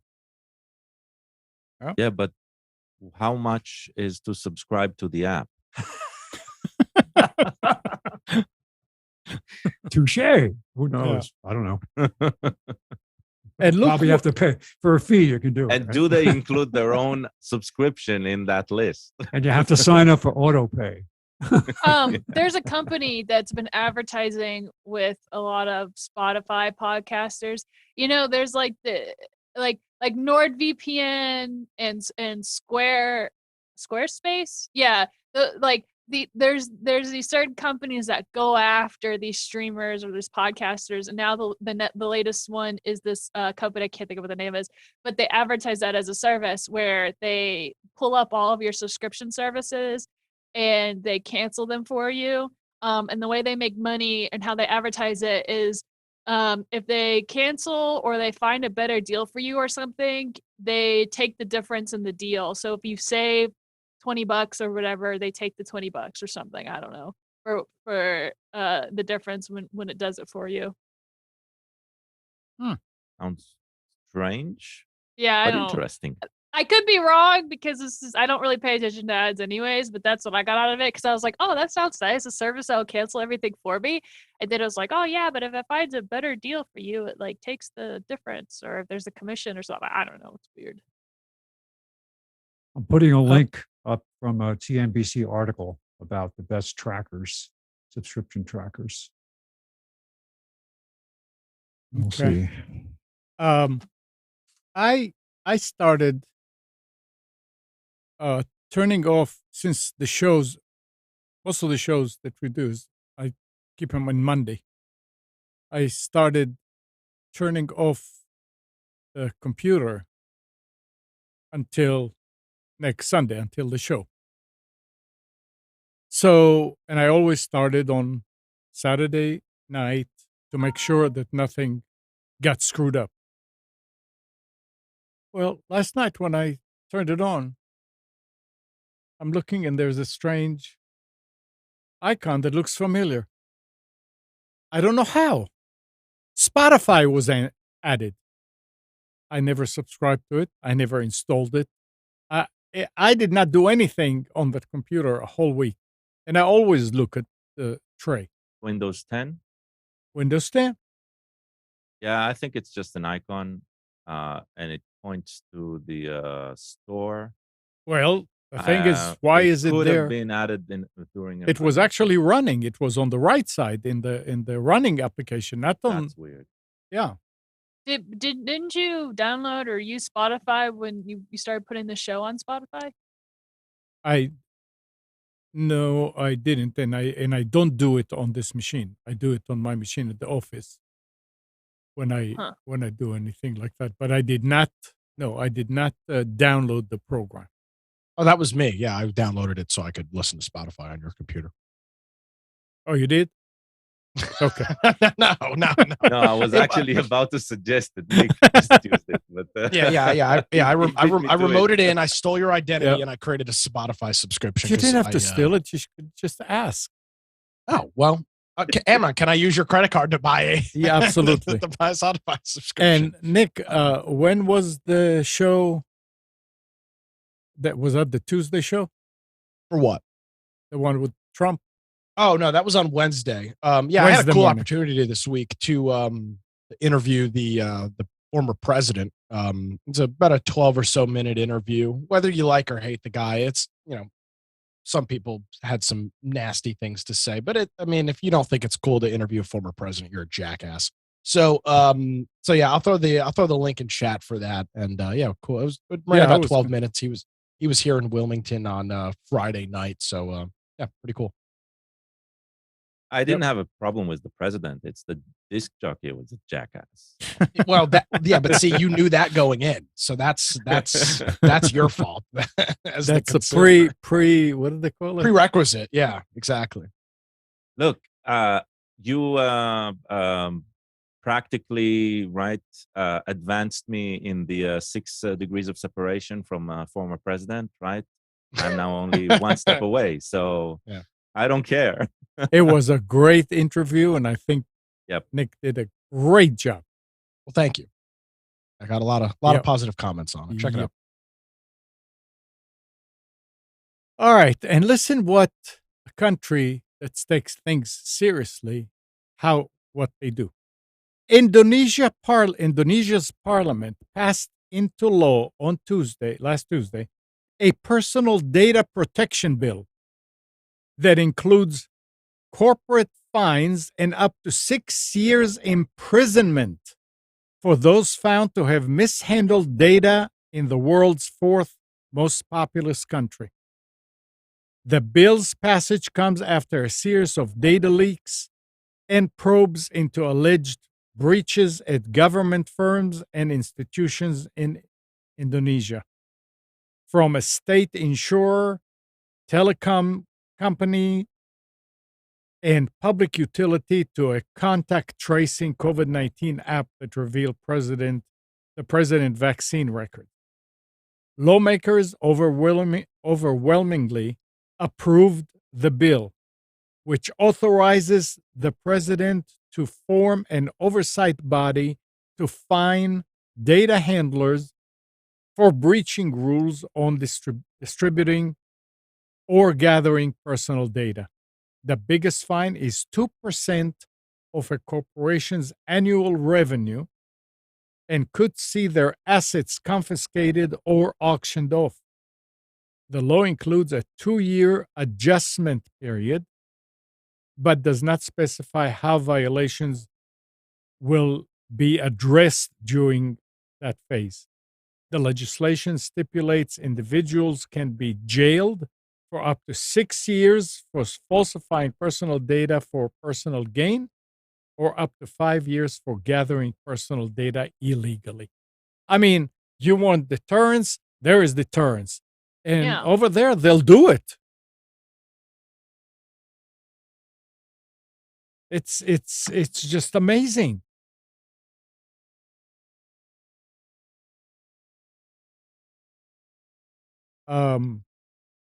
And I don't know, you guys probably think that AI is great.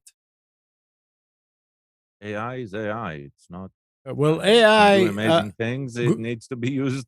YouTube's AI needs to go to take a couple of math courses. They sent me the email that we had a strike on Tuesday morning at 10:30. So, and they said a week. What's a week? Is the next Monday. Right. Monday I tried. Nope. Tuesday I tried. Nope. Tuesday night I tried. Nope. Wednesday noon I got something. Oh, you can now start streaming again. Did they say a week or 7 days? No, they said a week. But they meant 7 business days. I don't know. If they say 7 business days, then they should allow you to stream on Sunday. I wonder if it's automated or it goes into. I think it's automated because the first one was like it was like a canned message. I mean the takedown. Yeah, the takedown is automated. I wonder if the review process is automated or not. I did not ask for a review. I told them that doesn't mean it doesn't go through. Well, but anyway, that's so here it is. Somebody that's getting strike and other things. But it's in the first week. I mean, last week before last, I was really disturbed by the fact that, okay, we're not on YouTube. As time went on, I mean, I checked it just to see, and as time went on, I said, what's the big deal? So, big deal, we're not on YouTube. And I actually found another. That's because nobody who listens to the show goes to YouTube first to find it. Well, right. I mean, there are some things that are happening on YouTube, and it's like the other hosts know. Okay, yeah, we are on YouTube now. So it was that's what bothered me.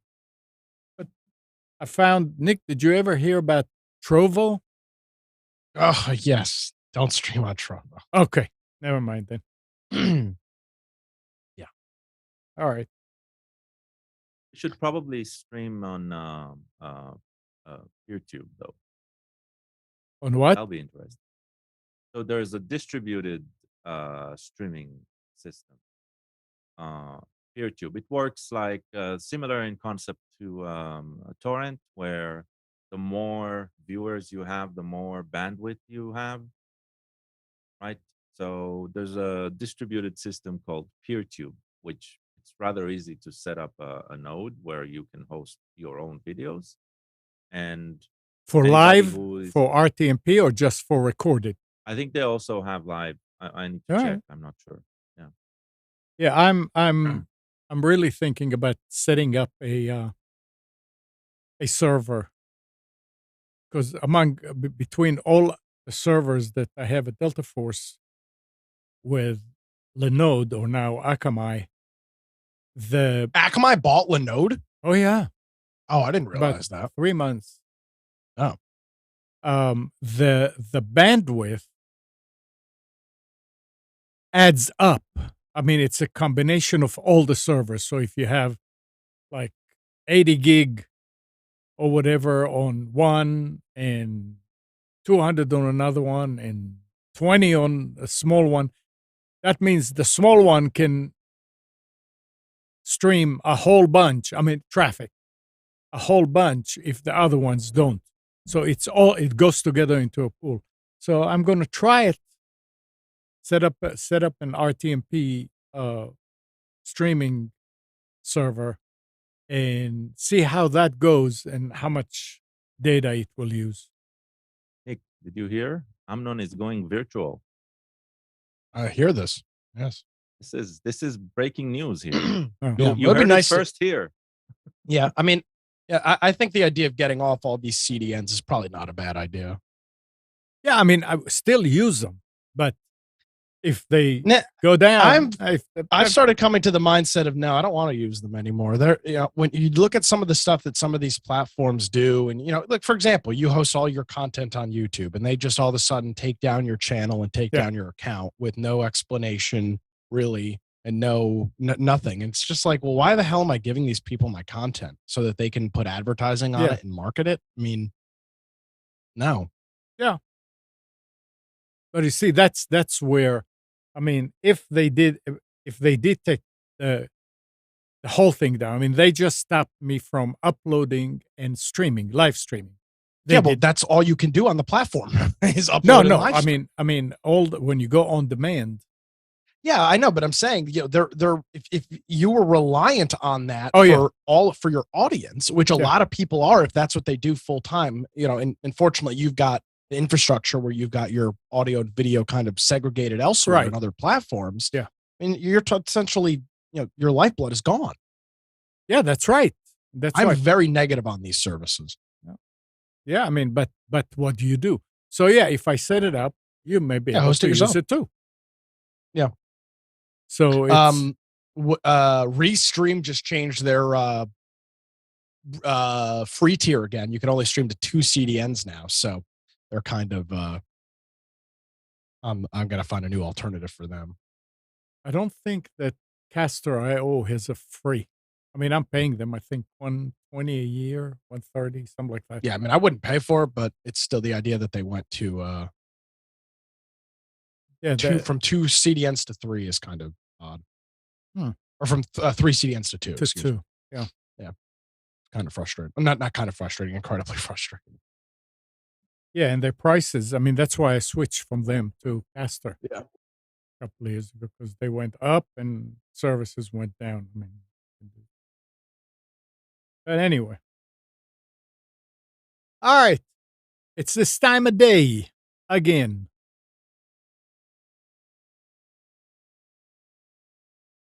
To me, it's only 7 o'clock and 6 o'clock in the morning. You're already. Oh, I've acclimated. Yeah, you're right. Yeah.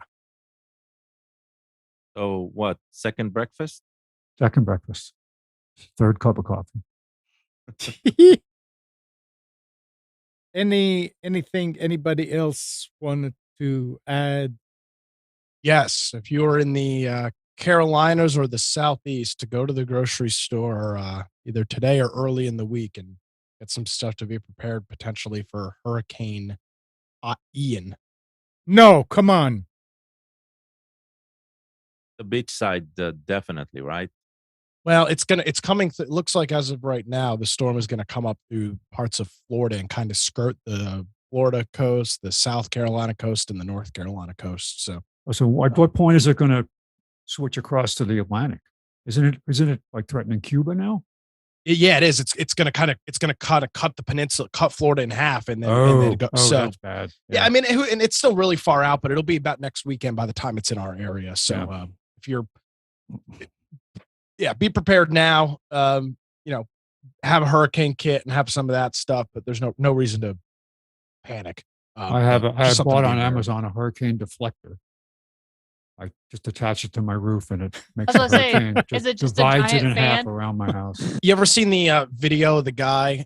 It's an old video. It's like 10 years old where there's a tornado. He lives out in the middle of nowhere and he's just shooting a shotgun at it. And he's like, "Get away, tornado." He lives in the middle of nowhere. He's just blowing shotgun shells towards a tornado. I love how to listen to the some of the weather reports. I mean, I do look at weather reports and they go, "Oh, this year the hurricane season is only 50% of what we predicted, of what was predicted." Correct. And then the next day they'll say, "Oh, look, here's another hurricane. It's coming, and that's because of climate change and because this and because of that." And it's only one. It's just amazing to see how it's not, like you said many times, it's not an exact science. No, it never has been, never will be. Yeah. So there's the latest from Brian Norcross in the chat. So just be advised of it early this week. And if you got folks down in Florida, make sure they're aware too. I know they're on top of it. I have my aunt and will know. She is. My uncle's gone now, but she's still very aware, and her son will get her out of there. There you go. So. All right. Well, anything else? I mean, at least they named it, right? Ian. It can be a dud and it can be like a badass. It depends on the results. Ice storms have a very bad track record of doing a lot of damage.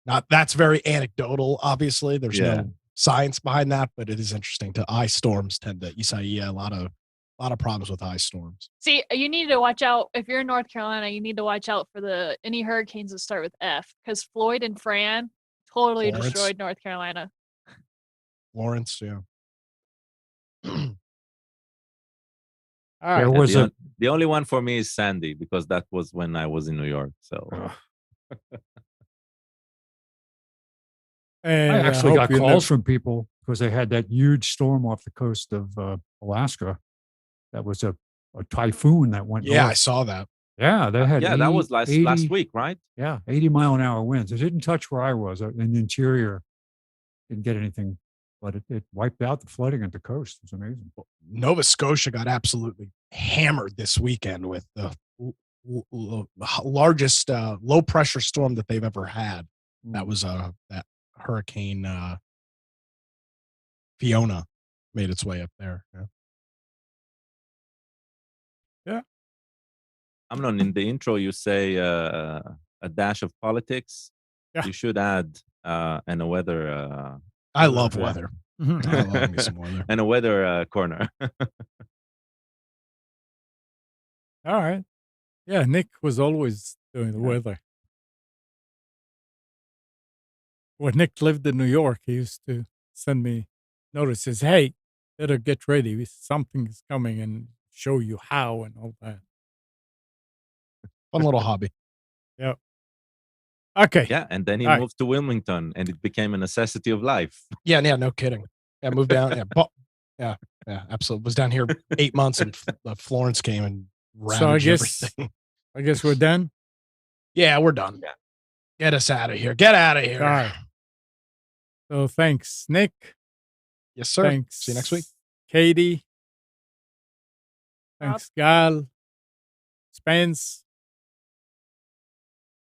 And good morning, Kathy, Hannah, Nabil, Mac, Norm, Donna, Dina, Eleanor, Sarid, Yaakov, and Yael.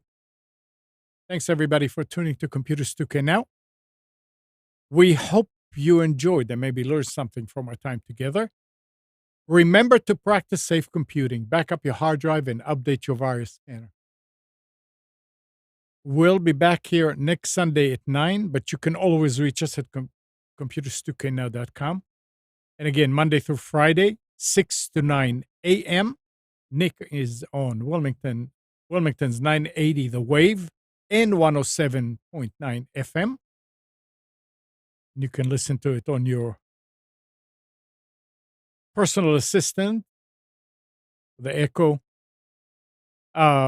Or you can listen to the recordings at nickcraig.com. And on Tuesdays, Nick and Brian at 7 p.m.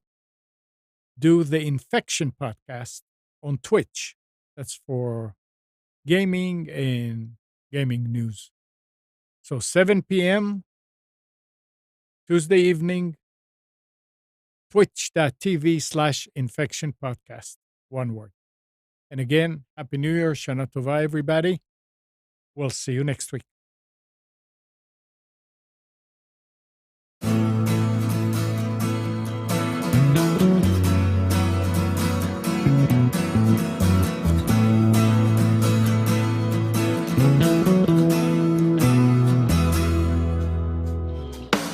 You are tuned to the Nissan Communications Network.